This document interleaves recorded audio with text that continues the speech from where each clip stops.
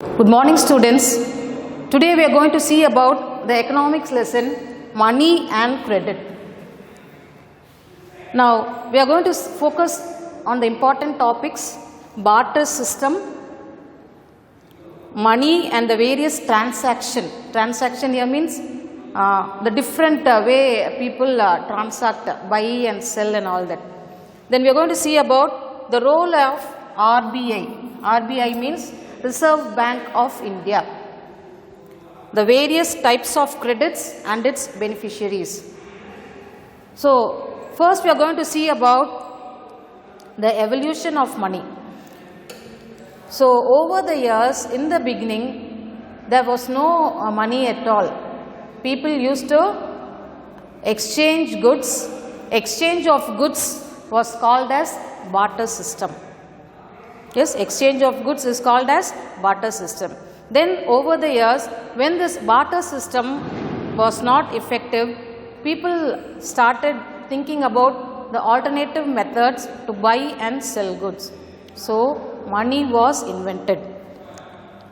So we are going to see about the money that was printed in the various forms in the earlier times, then how it changed its different forms, and now how this money is not at all needed. We have various types of payments. We have cards, we use cards. We have the digital. In the digital world, we have different types of payment instead of using money. So almost all the things used by human beings have monetary value. So each and every commodity has its own value. So in order to buy things, people need money. So for example, people work from morning till evening. Laborers are there. We go to a shop and buy things for our personal use. So for all that, money is needed. Now, the money we earn, we pay a tax. A certain amount of money we earn, we pay it as tax, and the duties, that also is paid in the form of money. So that money we pay as tax is used by the government to maintain the welfare of the people. So we would have seen our parents planning the expenses, monthly expenses every month when they get their salaries. Yes, so the monthly income, the expenditure, the payments, all these are measured in terms of money. So money plays a very important role in the lives of human beings. So today we are going to see about the importance of money, the various functions. So in our home, not only in our home, in our state, in our country, we use different forms of money. So based on this only, both the private and the government sectors progress. So we have the institutions, the various business firms and all that. Their financial status is calculated through money only. So money plays a very predominant and inseparable role in the human lives. Predominant and inseparable role in human beings' lives. So first we are going to see about the barter system. Now you just imagine in olden days how they, before the printing of money, how they would have bought and sold things. So money was not there. People, primitive human beings, they did not know what is money. So how did they do all this? So let us see about that. So in the beginning, human beings were hunting and gathering food. Later, fire was discovered. Potter's wheel was found. So when potter's wheel was found, human beings started making pots. Then fire was discovered, so they started cooking food. Later on, as human beings evolved, there were many changes in the lives of human beings.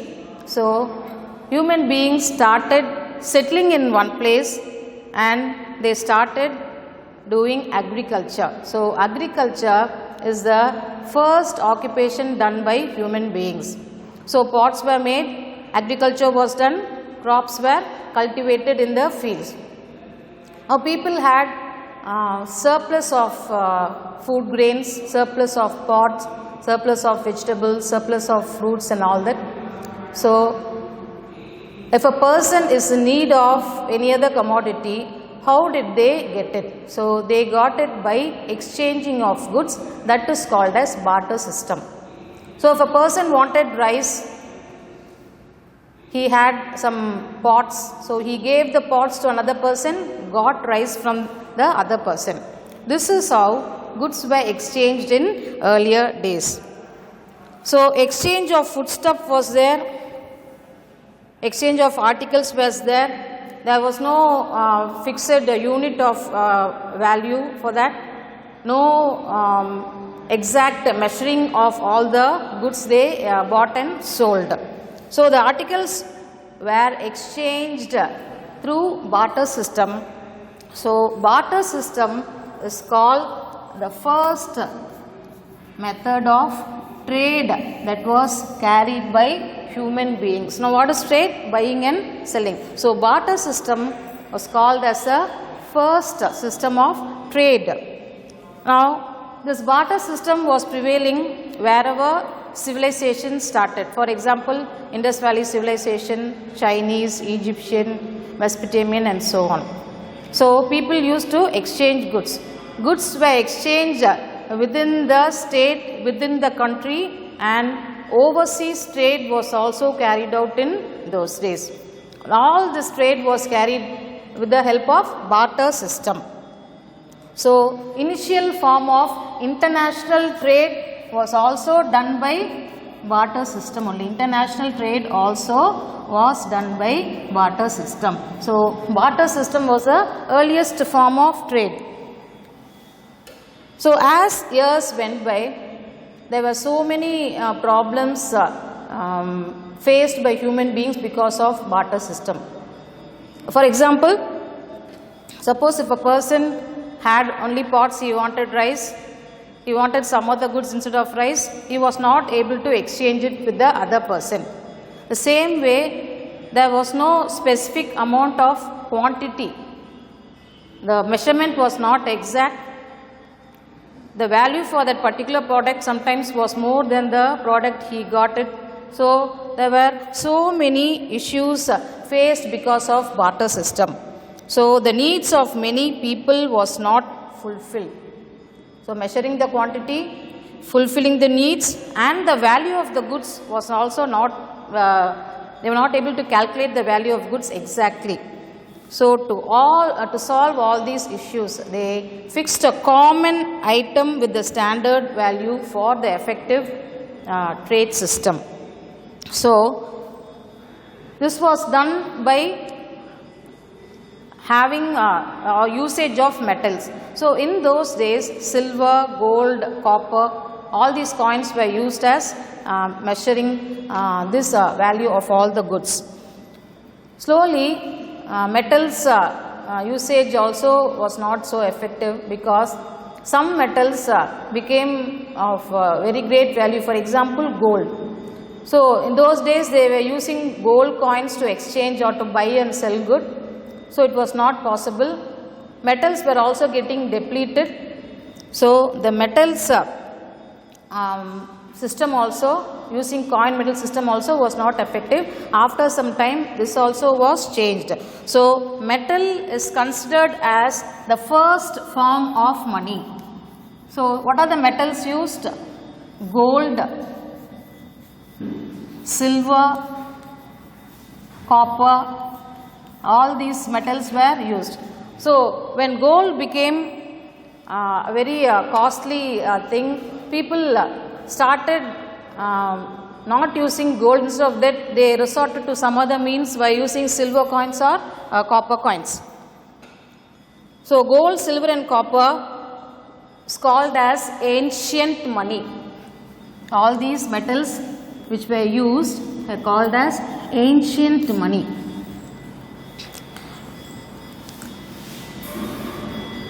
Then the natural money was used by using the standard value of silver and copper.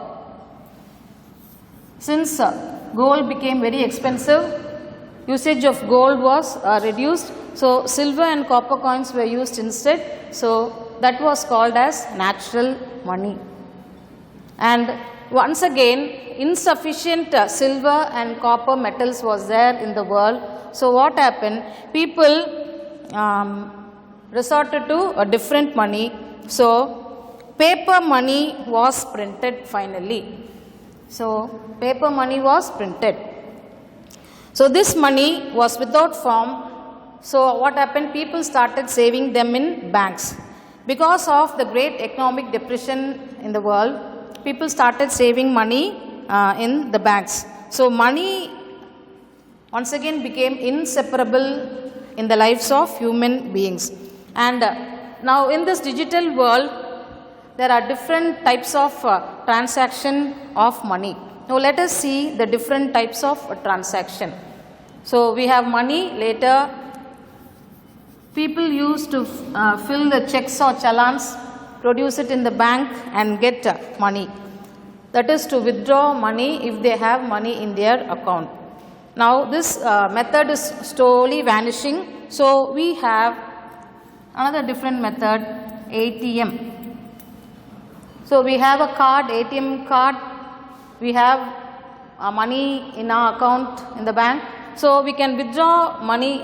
So this is any time automated teller machine. Anytime we can get the money from the bank. Suppose if we have it in our account, then these ATMs are located everywhere, so that it will be very useful for the human beings to get money without going to the bank. So it has become a very important method of withdrawing money from the account. Now we have credit cards also nowadays. Now what is this credit card? So we buy things now and we pay later with by paying little of interest added to the principal. So we buy things now, we pay later within a stipulated time. So that is called as credit card. Now apart from all these checks, ATM and credit cards, we have different forms of money. We have DDs, demand draft.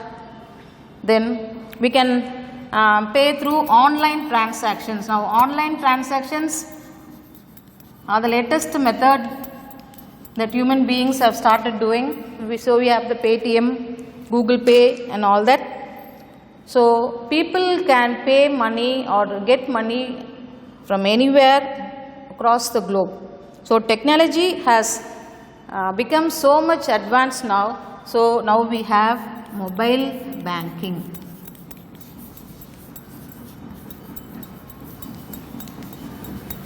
Mobile banking.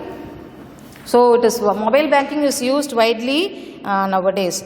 So now what is the history of money? In the beginning we had the barter system. So we had national trade and international trade carried out. So this is the first form of trade. Barter system is called as the first form of trade. Slowly coins were introduced. So the ancient money is called as this metal form of money. Gold, silver and copper coins were used. So that is called as natural money. Later, because of insufficient reserves of gold and silver, paper money was invented. This paper money was invented, then slowly that became electronic transactions. So we have the checks, we have the ATM, the credit cards, the DDs, online transaction. Of late we have mobile banking. So all these has facilitated human beings.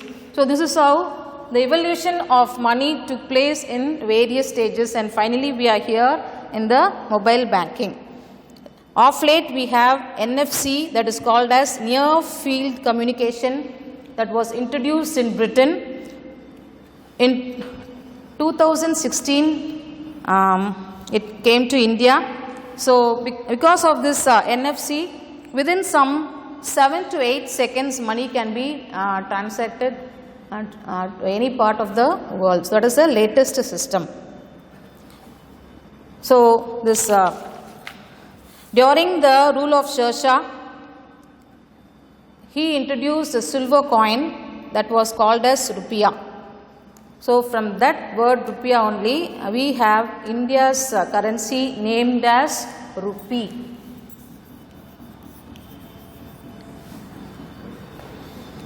Now let us see the role of RBI, that is the Reserve Bank of India, how the Indian government has made effective the printing of money and the transaction of money. So the government plays a very important role to regulate the supply of money. So the government prints the money. So in India, place Nasik in Bombay, money is, coin is minted, otherwise money is printed. So hoarding of money is prohibited. So people have to show an account to the government of all their earnings earned per year.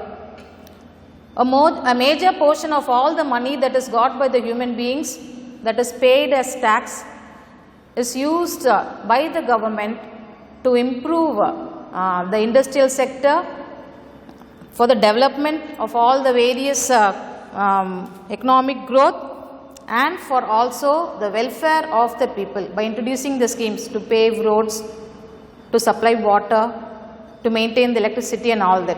So that is to, the tax money is made use of by the government for all these purposes. All the major and important banks were nationalized in the year 1969 in India.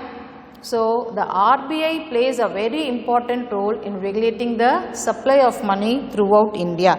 So it was started in the year 1935.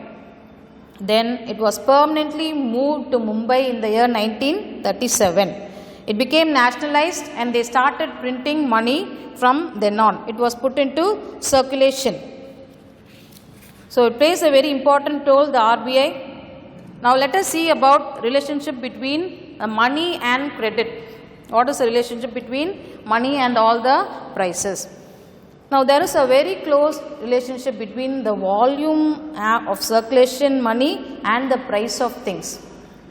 So 90% of the products that are manufactured is manufactured mainly for the sale purpose only. That's for service. Now in India, growing crops and production are done on a commercial basis rather than the substantial level. So what happens? It has increased the importance of market and money. So there is a close relationship between the growth of money supply and inflation, and price controls play a very important role in a country's economic stability. So that role is played by the Reserve Bank of India. And currency is the medium of exchange in India. So we have the rupee note, Indian rupee. And all the money that is got from foreign countries is called as foreign exchange. So we have the Indian rupee,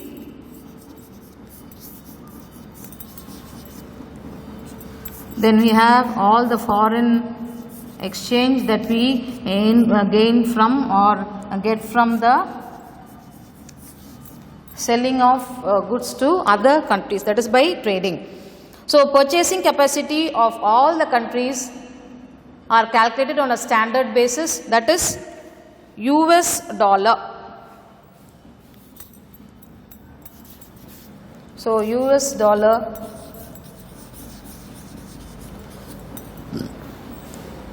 So most of the international trade transactions is done by US dollars only.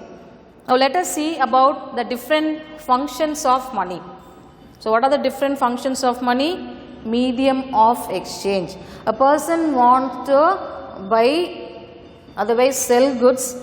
So money plays a very important role there. So a person gives money and buys things. The same way the person who gets things gets the money. So it is like that. So it should be accepted liberally in the exchange of goods and services throughout the country. It is a unit of account. So we buy goods, for example, we buy books, we buy a certain things, for example, a book, the price of a book is rupees 50. A person pays rupees 50. So that cost of the book is 50, so that 50 rupees 50 is the unit of account. So it is used to measure and record financial transactions in a country, and it plays a very important role. It is the store of value. So a person earns money per month. A part of the income he keeps it aside or stores it, so it is the store of value. It can be used to finance future payments as well. Now let us see about credit. What are the different types of credit? Now what is this credit? Now farmers avail credits during monsoon season. Why they get credit?